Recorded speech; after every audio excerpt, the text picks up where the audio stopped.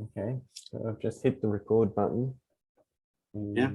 I got informed. It was like recording in progress. And then it sends me a little window for me to respond. Got it. Duh. Okay. Yeah, I want a duh on there next time. Not a got it. Anyways, so it's tee off time. Troy, Okay. why don't you tee off first? Here's Yeah, to you, so- man. Yeah, cheers. Got my tea. Water from France. Yum, yum. Ah. I guess that says something about water from France, doesn't it? Okay. So La, la, la, la, la. yeah, I think to recap a little bit as well, just for the viewers' benefit, we've been going through a number of questions that I believe are called, I want to refer to them as what's called powerful questions. And these are ones that get you thinking, are thought provocative, and really are questions that I think we should be asking ourselves or have answers to in terms of our individual self-assessment. But they also really beneficial in businesses. So in a business context, if you're in a key position, you're a decision maker at any level, then these are the questions that would help in going about achieving goals at a organizational level, as well as, like I mentioned, at an individual level. And Dr. Danny Thiel is an expert, I believe, at asking powerful questions. And You're the only one, Troy. Nobody else believes it. I want to share this, and this is, I believe, part of the reason why we're making these videos is to, get this superpower, this hidden power that's been locked in Danny and he's been sharing with me out to the world. And yeah, how that's been developing is quite interesting. And where we're at now, I believe, to talk a little bit about what's going on also, we've got a couple of, so Datalogical Services is the company that we've set up between Danny and I. You got so busy, like Troy, all of a sudden. It's like you're in rehearsal, man. Go ahead. But everybody's pinned to the screen. Yeah, I'm wanting to kind of give people information about the backstory as well. But we are looking to commercialize the group on LinkedIn, which has now hit 111,000 members. And I think it's tied in with what I was talking about before, these questions and also this podcast. Now, this is the first time that I've mentioned this to Danny and on video as well. What I've been thinking about is inviting people to this podcast and asking them the questions. I think what would work is, and we also started sending out these questions one by one on a weekly basis. And the last one, we've got some comments and reactions to, which was actually the only the second question in the list of these powerful questions. But I think we, in terms of Danny and I, are tweaking the questions. Some are more powerful than others, and some lead into other more powerful questions, and some are in individual level and some are on a business level. It's what my school teachers used to call trick questions. Yeah, well, a couple of them in there. Yeah, I mean, that's a good brand approach as well. The trick questions. What we want to do is actually, what I want to do is have people come to the podcast. These questions, and we've already started running a business model around it, charging $200 a session for people to come spend an hour with Danny and I, where we ask powerful questions. And what I'm looking to see if we can get people involved from the group. And the process I'm putting forward is that we send out some teasers, some powerful questions that people can answer in their own time and see how it affects them. Now, if they find value in that and are wanting to share, and this is something we spoke about yesterday as well, is the difference between knowing the answers yourself and having them in your mind is one thing. And so to give people a little more context, the first question is, what do you want? And that when you ask that question about yourself, you might have a lot of ideas racing around in your head, but to transfer them from your mind to a piece of paper, or whether it's computer, typing the text, through that process, something happens. And you kind of make I believe for myself anyway, a self-commitment. And now that I wrote it down, it's irreversible from my side. And there's this aspect of irreversibility that I'm going to get to. As you share that information, it becomes more and more, well, if it's possible, more and more irreversible. So, because if I commit to an idea, I say, this is what I wanted, this is what I want, then I've made that a level of responsibility to myself. But luckily, or unluckily, I'm the only one. And if I wanted to say, I don't want to do that anymore, then I can do that freely without any kind of impact or judgment. But if I write it down and I share it, then another person's involved, and they may come back anytime in their life and say, well, didn't you tell me this? And I have to respond to that. If we take it down and I share it and we record it and we post it on YouTube, then that is something that I think has a lot of power, in terms of, you need to know what you want, and to put some thought into it, to write it down, to share it with the YouTube world, has an effect. And if you can put aspects of personal growth, business growth, environmentally friendly, sustainable growth, then this is, I believe, what the world needs more of. So we've been going through those questions, and I think today we'll be going through some more as examples. Yes, I believe it's your turn to answer the first 7 questions. We did it yesterday. Unfortunately, we did not tape it. I want to comment on your intro there just a little bit. Inevitability, irreversibility does not mean that you can't edit it, Right. Because I find myself constantly going back and tweaking it or editing it, for clarity's sake, or things change and I want to, sort of infuse the changes in my original statement. And that's really a test of its timber, whether or not it's able to, stand the heat. Yeah. If I use those words. And then the other thing, which I think really and truly is a very valuable component, and it's not like Freud's talking cure, but yet there's some elements of that in it as well.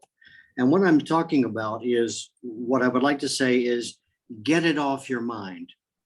We're not priests, but we perform a function that is priest-like, because at least for me, and I think it's shared by many other people and persons of faith as well, of which I'm not one, but that is truly fantastic to get it off your mind, to share it with other people, to put it out there. This is not a pass fail grade, you know. This is simply a comment. And everyone can make comments, and we would like to insulate this space from, you know, the dictums of what the political world is trying to wrangle the public with. And it's like, you know, this is a safe space, and we don't believe in arguing, right? Because that's pointless, seems to me. And it's a beginning, if nothing else, for you to, or anyone to put it into words, you know, without the fear that we've spoken of quite often, that people have, that if they tell somebody their deep, dark secret or their, you know, great idea, that somebody's going to steal it. Well, if it's any comfort to people, they should know that ideas are not copyrightable. And then you can guarantee, I can guarantee you that the moment that you get it off your mind and put it into words, that somebody else is going to be doing it, not because you said it, but because it enters a certain level of consciousness, right? And other people are provoked, in a sense, by the energy that we create when we bring something into, manifest something into reality. It's sort of like, you know, it's a vibrational, I believe, right? Yeah. Well, yeah. So it's very helpful, and it's a test of your mettle. I think, yeah, the point I'd like to add to on that is about collaboration. And, you know, what I feel would be, and is a big shame in the world, is when people have ideas, but either don't implement them or cannot implement them.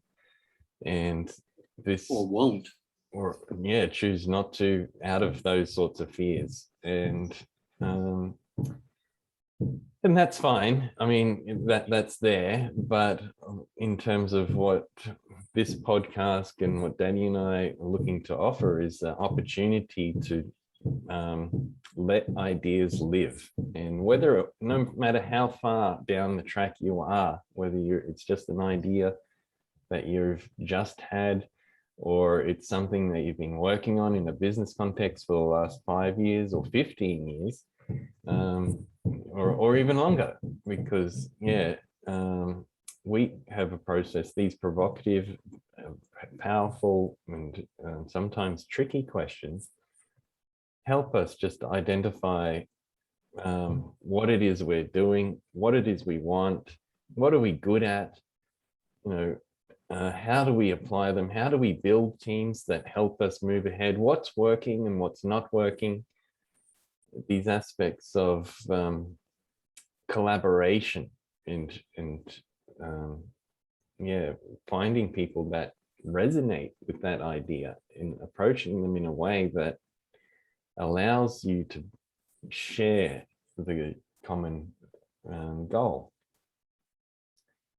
But yeah, it's a personal choice. It's up to the people. We're not saying, you know, we've got all the answers, but we're trying it out. And what's important is not to share the answer. It's actually to ask yourself, do you have an answer? And whether you or not you share it is a secondary step. But yeah, it's also a locator, you know, where are you?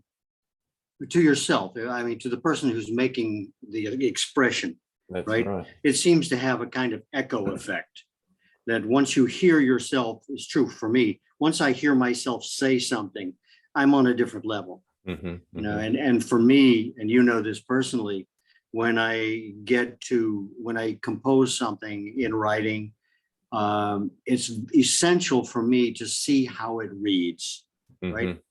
How it trips off the tongue, because I think there's a kind of resonance between or among words that really adds a component of understanding back to myself when I hear myself read it. It's a different plane, different platform. Yeah. Okay. So I'd like to share the current questions. Have at it, man. And I want to just, go through them. Last time we did a session, we didn't get through them all, but for our viewers, I'll just number them off and read them, and then we'll come back to them and give our so do you want to give these questions are related to business, and it's time to tell people we have two sets of questions. that's right. Yeah. You want to make that clear to them? Yeah. Well, let's start with the individual, shall we? Yeah, why not? Got to start somewhere. So why don't you go ahead and I'll interject. So you just run the show. And I want you to think while you're doing it, I think it might be interesting for us and for our viewers / listeners / interested people, for you to consider whether or not we can drop some of what's coming up in context with a business decision that we are in the midst of with the third party. We can limit it to first names only. And I think it would help people to see, and I believe you're going to do that intuitively, to see how, at least your answers, your attitude, how it affects you, and how you respond to that suggestion of mine, to see how it affects business on a, may I say, real level, if you're up for it. Yeah. Okay. Take it away. So yeah, the first set of questions is made up of 10, and these ones are targeting the individual. And I'm going to run through the questions. So if you're listening to this, grab a pen and paper and jot them down right now. But number one is, what do you want? I won't talk about them individually because we're going to come back to them. Number two, how do you plan to get what you want? Number three, how is what you are doing now working towards what you want? Number four, what makes you think you can have what you want? Number five, where do you want to go? Number six, how do you plan to get there? Number seven, what motivates / drives you? Number eight, who are you? Number nine, in 3 words, how do you identify yourself to others? And number 10, the final, is money, quality, and time. Choose 2. So, yes, there's first 10 individual questions. And I'll share my answers. And I've gone through this process, but I believe I'm not gonna refer to my notes of what I wrote before, but just go with what's on my mind right now. And this is the process that I believe is even more valuable than doing it once, but reflecting on the answers and knowing whether or not there's been a change. So using data science in my approach and experience in this field of data science, it's a really interesting data science process to see what are the answers to these questions and have they changed. So back to number one, what do you want? Essentially, I'm asking myself this question, and without kind of stopping myself. I know what I answered last time, and that was around finding a space where I could do what I felt like I needed to do, but do it in a fun sense. But so essentially, what do I want? And the answer is I want to have fun. Now, there's a difference between wants and needs, Well, which yeah, I think you just accentuated. that's right. And the operative word there is, what do you want? Not That's what do you right. need, but what do you want? Yeah, exactly. So I think I'm fortunate to be in a space where I have pretty much everything that I need in terms of being able to have a roof over my head, food coming in, clothing, these essential needs for life. So we can start to ask, what do you want? And if you're in that position, unfortunately, not everyone in the world is, but there are, more and more people coming into a space where we have the luxury of actually asking ourselves, what do we want? And for me, I'm in the space where I just want to have fun and make sure that I not only just have fun, but do it in a sustainable manner. And sustainability means that I am doing it in whatever I do, and I do data science, and it's very enjoyable for me. And yeah, to put some more context on that, is that I find that I don't work anymore. It's just I enjoy my job. I enjoy doing data science, and fortunately, I get paid for that. So yeah, I want to keep doing what I'm doing when it comes. Is that what you want? I do. You want to keep doing what you're doing. Okay. So number 2 is, how do I plan to get what I want? And I think if I want more, then I need to make some goals for myself and to say, okay, there are still some aspects in my life that aren't fun. And, if there was more cash flow and I didn't have to worry about bills and things like that, then, I want to be in a aspect of financially fit model. Right now, it's still a little bit unfun when it comes to finances. So I would like to have I plan to make more money and to be more financially free. Let me ask you, what was your answer to question number 1? To keep doing what you want to do, right? Yeah. So if we ask question number 2, how do you plan to keep doing what you want to do? Yeah. Make more money. Okay. That's a statement. I'd like to hear a plan.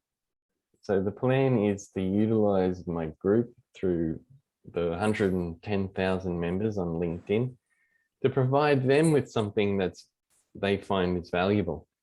And what we're working towards at the moment is this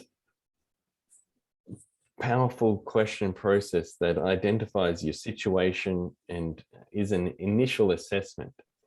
And we've offered this to clients already who've already given great feedback that it's well worth the $200 that they pay for. What I want to do is really add on to that and offer this powerful question process to everybody in the group. And not just, we'll give it to them as a teaser, these 10 questions, or, it could be cut down to 3. But then if they enjoy answering those questions, then give them the opportunity to be a part of our podcast. And that would cost $200. They would get their exposure. They would get, in-depth information and insight into further sharing their answers to the questions. expert recommendations from a data scientist, as well as Danny Teal, who's in branding and marketing. I don't want to get too salesy, but this is my plan, is to commercialize the group. All right. Go on. Number 3 is what you are doing now working towards How Oh, is yeah. what you're doing? That's right. How is what I'm doing now working towards what I want? So, yeah. And what you are doing now is what you are doing now. That's right. I believe it's working in terms of writing the process that we've been talking about, getting it out of my mind and writing it down, or speaking it to someone else, sharing it. And we have note taker actually transcribing it automatically. And yeah, going through that process of what we're going through now is working towards achieving what I want. It's kind of the first. I might say that viewing you and listening to you, that in many ways you are revealing yourself. Sure. Right? Making it clear to people, not only who you are, you know, we've got a visual, we've got sound bites, and we're witnessing you not just reading from a script, but actually putting some thought into the questions, right? While we're live, in essence, right? Sure. Not scripted. Yeah. So you're revealing things you may not even know you're revealing. Sure. And that's, I believe, is the value of the process, is to reveal it to somebody else, to be responsible for that, to actually put it down. And it changes it from something, oh, that's a nice idea, I wish someone would take action, to actually taking action. And this is a process that we're running through right now, that hopefully is revealing not only what it is I want, but the process of how others can get what they want and do what they want, and know whether or not what they're doing is working. And going from an idea to an accomplishment. That's right. That's right. I'd be happy to speak about that later, but that's a great divide. That's in right. Waking up in the morning and saying, okay, I got a new iPhone. Today I'm going to, take the information from my old phone and transfer it over to my new phone. But I have no idea, but I found a video, and there are complications and things I don't want to do because I'm afraid I don't know, or I may just erase the whole shebang, right? And end up with a a phone that has nothing on it. And then, to take that step forward over that gap, without falling in it, of course. Yeah. That's an important step. Yeah. I think that's an aspect it's very interesting to me. And maybe we'll have another session on that in the future, about this technology and people's fears of using technology, or because you can get yourself in trouble, and things are changing so rapidly. But anyway, we'll come back to that. Yep, I made a note. Okay. So I love the next question, which is the 4th question. What makes you think you can have what you want? So spinning that around, what makes me think that I can have what I want? Are you capable? I believe I can achieve whatever I want. And you hear those motivational speakers and this personal growth stuff saying all the time, anything's possible. You can do what you want, and you can have what you want. Just put in your credit card here and you'll get it. But you know, it's You'll in get the some bill. sense they've taken it to the wrong level. It's gone overbalanced. But there is some truth in that, I believe, and we create our own future. I've witnessed myself some great success, the projects I've done. May as well plug OC Ideas while I'm here, which is the cancer research software that is now being used all around the world, being picked up by the European Union to run the world's largest cancer research study focusing on occupation. And how I have that as an example of me being able to do great things. And that gives me confidence to know that I am capable. That's why I think I can do what I want or have what I want. So past achievements. That's right. And a mindset. Okay. And what the past achievement builds this mindset that, which, like I mentioned, it's very, can be marketed in the wrong way, but the message is that anything's possible. When you were a kid, you weren't born knowing the alphabet, right? That's right. So you had to learn the alphabet before you, well, no, you learned to speak actually before you learned the alphabet. But learning the alphabet allowed you to access other people's ways of thinking, not only through speech, but people whose voices aren't heard today, except through writing or something like that. So you had to learn the alphabet. And I'll bet you misspelled a couple of words too, didn't you? Sure. Yeah. So as an example, I think, learning anything or being able to achieve certain things, whether it's, growing up or building software systems, builds this level of confidence and examples of being able to create.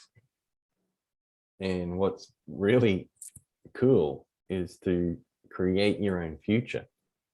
And yeah, there's a lot of depth in that, but maybe we'll come back to that later as well. All right, good enough.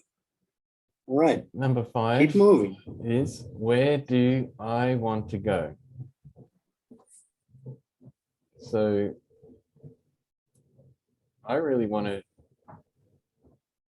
take this from a space where it's kind of individual and take it to a community. And my first level of community is my family and friends. So now that I've been able to kind of achieve this success, I want to take it to a place where it's expanding and just be larger. So where I wanted to go is bigger. How do you develop the facility to be able to manage that? Well, that's a challenge, definitely, is making this shift. And it's happened, I've tried this process. I also have a company in Bhutan called Bhutan Data Scientist. And in that process, I tried to build up a team and manage them and give them work to do. It wasn't a success. I'm still working on it. It's a work in progress, but we grew and we shrunk, and we did that about 3 times. The most people I've managed was 15. Half of them were interns, and delegating the tasks down to, I had a CEO who I would delegate tasks to, and that she would delegate them to the group. But it turned out that it just being able to give them enough information on how to make a sustainable change in growth. So going from an individual as myself, which I think is so much easier. I just got to look after myself and make sure, you know, I have enough money to pay my bills. But once you have a company, now you've got more commitment and well, you need more commitment, more responsibility. And if you don't get that right, then it can be quite, yeah, devastating. Companies close. So how do I do that? I'm still experimenting. How do we shift from an individual to a company sense? And well, let me throw in another question, and that is, what do you need? Well, we touched on that earlier, right? Not want, but need. Now we're asking you, what do you need to do to accomplish that? Right. Yeah. So, well, I think it leads into number 6. So I can answer it in the context of this next question, which is, how do I plan to get there and fill those needs?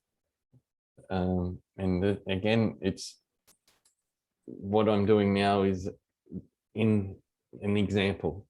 So what I'm doing is I'm talking to people. I've established a company, a partnership with you, Danny Teal, and looking to provide a service for many others that is beneficial in order for them to get the value and be able to transfer a small piece of that value over to me or to data science, Datalogical Services. So I can put it into Datalogical Services. Datalogical Services grows in this, what we in the software development terms refer to as iterative and agile. So my plan is, to do it in terms of iteratively and agile. Now, it doesn't answer your other questions. What do I need? And I believe I just need to provide value to others in a process, in an aspect, in a product that where they can see the value and they understand that what they will get from participating. And participating essentially means handing over some level of cash or money that they will be getting more, they'll be getting more value than what they're paying for. That's what I need, a product that shows that. I think that question and me interjecting it just now takes a lot more drilling down, Sure. Principally, I find that a lot of people want to give an answer that shows they know what they're talking about, as opposed to, admitting that they hit a tripwire, that the bomb went off in their face. And obviously, there's something that we all have to face from time to time, and that is, do you need help? Mm-hmm. Right? That's right. Because, hopefully, this is providing some help or some assistance to people in trying to, get their mind wrapped around their ambition, or their desire, or whatever word you choose, depending on the person. And to ask themselves, in answering a question, was that a satisfactory and actionable answer? Can you do anything with it? Right? And if you can do something with it, are you going to do something with it? And what happens if it fails? Where do you go then? So I think that's why ships have crews, right? You can't be running around from the pilot's cabin to the boiler room and to the mess hall and everything else. There are other people who fulfill different functions, so everybody works together to do this. No man is an island. I think the saying is, but also don't forget that in having a crew, then that's another subject, of people who can help you, in this case, fulfill your wants and needs. Exactly. You know, it's not like, even if you know how to do everything, that doesn't mean you have to do it. That's You right. can monitor the situation, and you can, pitch in and help if the situation calls for it. But people need a sense of autonomy as well, Yep. right? Not everybody in a class is Tom Cruise, and that's okay, because Tom wouldn't be a star without the cameraman, the director, the producer, the best boy. You go on down the list, supporting actors or whatever. They all go to create this fantastic adventure Exactly. that Tom is taking us through. Yeah. Okay. And I think that aspect really leads into the next set of questions around, business partners and business, and, establishing an idea of what it is that you as an individual love to do, and how you can contribute in a working space, which is more than you, to achieve something bigger than you. So, yeah, going back to question 5, which is, where do I want to go? And I say bigger. I want something more than me. I want to go somewhere that I have a crowd. But yeah, I think I really want to share the other questions too, because they're I believe in context with what we're getting into here, and how these next set of questions really build on top of these individual directed questions. All right. So just to recap, we went through number 5, which is, where do I want to go? Number 6 is, how do I plan to get there? And number 7 is, what drives me? So what drives me is really being able to be creative and innovative, and to know that every day is going to be different. And I again feel lucky that I've been able to establish myself into a position where I don't have to go get a job, and, sit at a desk from 9 to 5 and take orders from somebody else, and which is not, a problem. I mean, one day I might be in that situation again, which I would do as my own choice. But to be able to know that I have the freedom and the capability of creating what I want to happen today, that in itself drives me. That, is a wake-up call, saying you have this amazing gift, which we can see as a human being, the world, the community, and I want to make the most out of that. And those thoughts and those ways of looking at things is what drives me.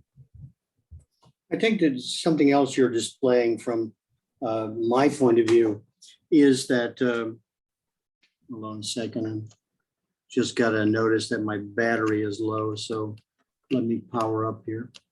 Okay. See if that helps. Your camera's, oh yeah. Do we have picture? Yeah, we got picture. Yep. Well, I lost it. We'll save it. It'll come up again. Okay. I'll keep going. So the next question is also. Hold on a second. It came back to me. Yeah. And that is, I've noticed a certain sense of meandering, when you're talking. And I think that's quite normal, actually. Giving it some thought, tossing it around, verbalizing it, seeing if you like the way it sounds, going back, adding to it, taking away from it, is all part of that process of reaching, a finite conclusive answer that you're happy with. It doesn't, it's not required to just fall out of the sky and fall on you, right? Yep. Well, I should have, yeah, and later on you may look back and say, well, I should have known that. Well, don't should on yourself in the first place. And second of all, give yourself a break, right? This is, there may be people out there who says, this is crap. I know all of this. That's fine, right? Yeah. More power to you. That's great. And if we can help in some other way, let us know. But it's a process. That's right. And it doesn't happen overnight. And speaking for myself, I need other people. Sitting at home or in the office alone isn't the same as having, the energy of other people around us. Sure. Right? People you can call on, people you can depend on, people who have experience, people that you respect, a little bit about them, you familiarize yourself with them, which is kind of a little bit of what we're doing here as well. Yeah. Don't expect a lot of people to just jump on board the wagon because it sounded great in the first 5 minutes. And then, that they pay to get on board and then they hate themselves because they didn't what it turned out to be. Well, I have a saying that says expectation is another word for disappointment. So, just go with the flow, see how it works out, and everybody is always free to negotiate, especially with yourself. Exactly. Right? Yeah. Don't think that you're going to come up with the right answer right off the bat. If you do, great, more power to you. Yeah. That's right. And yeah, in this context, I believe, there is no right answer, no wrong answer. It's what it means to you and getting it out there. Yeah. And you just springboarded into the next question. Well, yeah. Number 8 is, who are you? And who are you, Troy? Well, that's right. I like this question too, because it's in that sense of, you may have heard, in the spiritual development kind of context, the words "I am," and what? That I am. I am. You've never I heard am? of that? Yeah. Many times, yeah. I think that was the good Lord's who first coined that phrase, wasn't it? I'm not sure of its origin, but I think it's, very profound. And if you can look at this question at that deep sense, then it brings something about that I think, says something about where you are in the world. Now, not to dismiss who I am in terms of Troy Sadowski. And Troy, I was born. That's a cop-out. No, it's important also, I believe, that I have established this life. I'm Troy Sadowski, born on the 7th of July, 1975. I went to Catholic primary school and a Catholic high school. I went to university up north Queensland, and I went to university in Brisbane. I came out with a double degree in science and IT. I was really good at neurology and neuroscience and databases.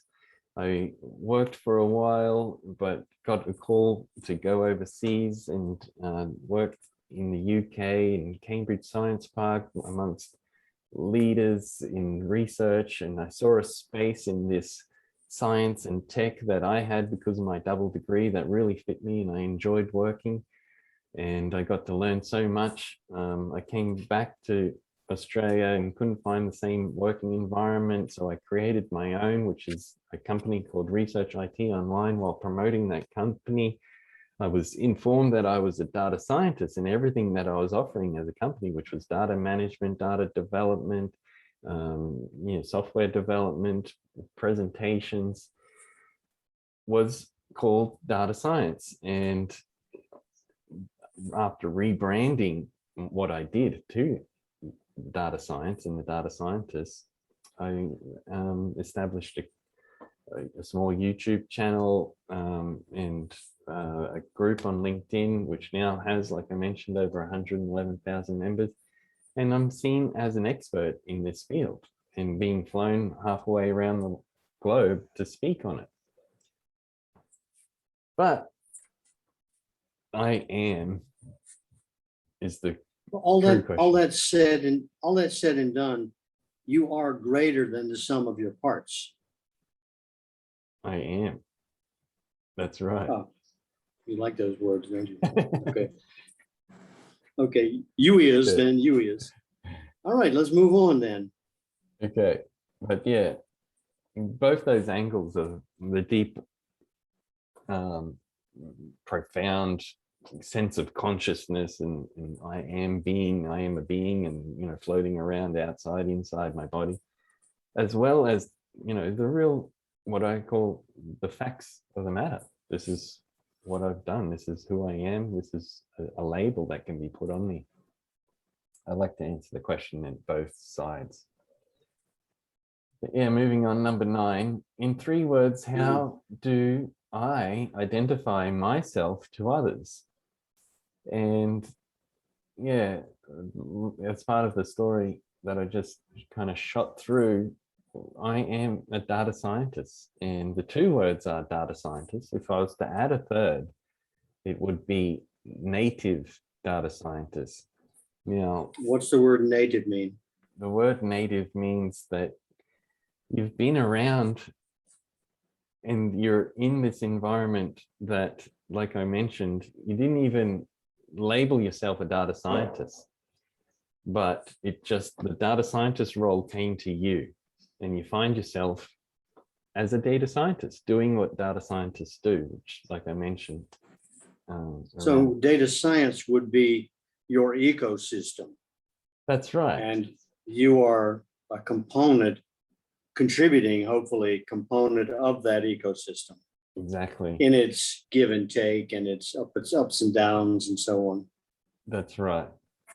I mean, you can take it into the context of Australia. So Australia being a very multicultural country, and, you know, we have native Australians, the Aboriginals. But I can call myself Australian. I have an Australian passport and citizenship, but so does Julian Assange, but that doesn't seem to help him either. Sure. Yeah. So people are further and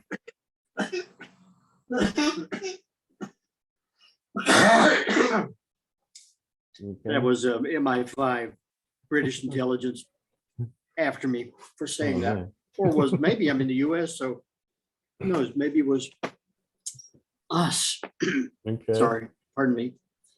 Okay. But, yeah, the closing point on that is, I think the native Australians will always be native, no matter, you know, how much time I've spent here, and, you know, I'll get close to a native aspect. But yeah, there's something different about always being there from the beginning. And I've just luckily been there from the beginning. And my group, Indigenous, are you? I seem to be, yeah. So, and these are the things that, yeah, I think are unique as to, you are unique, Troy, that's for sure. Yeah, as to the mainstream data science, which, you know, can be a little dry in terms of just wanting to do machine learning and predictive analytics. Okay, last but not least. 10, money, quality, and time, choose 2. And yeah, I think this one is a little bit, and also leading to the next set of questions. It's a little bit different category to the others, but I've seen this question before, and, you know, through university and project management, software development. It's a classic saying, little triangle, you know, money, how much it costs, how high quality you want, and how much time you want to spend. So you can't, yeah, choose 3, because if you say you want to spend a lot of time, then it's going to, oh, sorry, the costs are going to increase. So in terms of money, it's cheap going up access and expensive coming down. So if you want to spend a lot of time, it's going to take a lot of money, and quality is sacrificed as well. So if you want something fast, then Fast and what kind of quality? Yeah, if you want it Fast and what? Good quality or low quality? high quality, then it's going to cost you some money. Yeah, you can't get it for cheap. If you want it cheap and high quality, it's going to take time. If you want it cheap and fast, it's going to be low quality. And so on and so on. So thank you, Troy. We've unless you have something else to say, we've taken about an hour. Yeah. A minute shy of an hour, actually, I think. And how do you want to wrap this up? Well, yeah, it's your session. Wrap it up with the next set of questions, which people can jot down and think about as well. Oh, don't give it away. No, don't give it away. Okay. Let's save it for another time. We just confuse people even more. Okay. But let's save it because you did a great job. Thank you very much. And, you know, being a psychotherapist, I'm at a point where I always have to remind myself not to judge what I'm hearing, but to listen for the content, right? Instead of wanting to correct someone or argue with them because I know better or whatever, it's useless. It's just a very highly developed skill that I think helps everyone, and that is learning to listen, right? Yeah. And I find that if I really throw myself into listening what someone has to say, I forget that I have something to say because I'm busy listening, right? And that's a very important thing to do, I think, all the way around, whether you're listening to us or anything else. That's right. And I think, this comes into that aspect of sharing. So these questions, like we're saying, powerful, provocative questions, you can answer them yourself. But if you have someone listening to you, and it takes it to the next level, I believe, from just writing it down and, shooting it off as an email and saying, have a read of this, what do you think? But in the live context of having someone listen, and listening, I believe, has a number of levels as well. You can be listening, waiting to respond, or you can be listening and putting yourself in that person's shoes, and all the stages in between. But to be able, I don't think that's a job for Siri or Alexa. Yeah. Well, it's interesting. Yeah, you talk about that because I think AI and the machine learning aspects can start to fill that gap, because taking it to a level that I think maybe a large percentage of the problems in the world are because people don't have anyone listening to them. And it would be a big challenge to have someone listen to everybody, because I think listening, like I said, has a number of different levels, and to truly listen. Yeah. But if there was some artificial intelligence that filled a small gap and said, okay, and you see it already in robotics, and people are building small robot assistants that they can talk to, and that will respond. But I think we can move more quickly to that, because I believe the benefits are so high, being able to have someone and not really replace a human being, because a human being who has the full capability of listening is always going to be a lot better than a robot. I don't know if you can develop an app that says, I don't know, what do you think? right? And then my job as a psychotherapist goes out the window. And it's a simple app, right? Just every time somebody speaks, you don't interrupt. And when they stop talking, you say, I don't know, what do you think? That's And right. we can put that app out there, make a fortune, right? Your Well, personal therapist. yeah, I think I don't know, Troy, what do you think? if it was presented, yeah, in a way, I think we can, offer a little bit closer to well, what a human could do, a real, listener.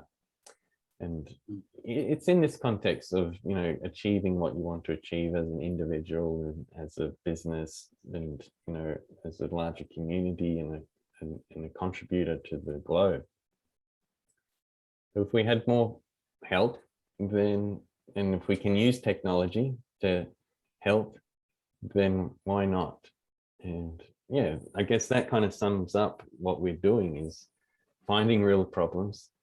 And from your side, Danny, as the business analytics strategic, what's important, what questions are needed to be answered. And my side from, okay, is there technology that can help us?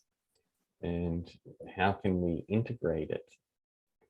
And that's what we're doing. So we've got these amazing questions. We've got Zoom, the technology here. We're recording. It's going to go up onto another technology platform that everybody's well aware of, which is YouTube. And we're sharing the message through the internet. Wonderful. There you have it, folks. The amazing data scientist, Troy Sadowski. And we will come up with something else next time. Thank you, Troy, very much. Okay. Thanks, Danny. Okay. Yeah. All right.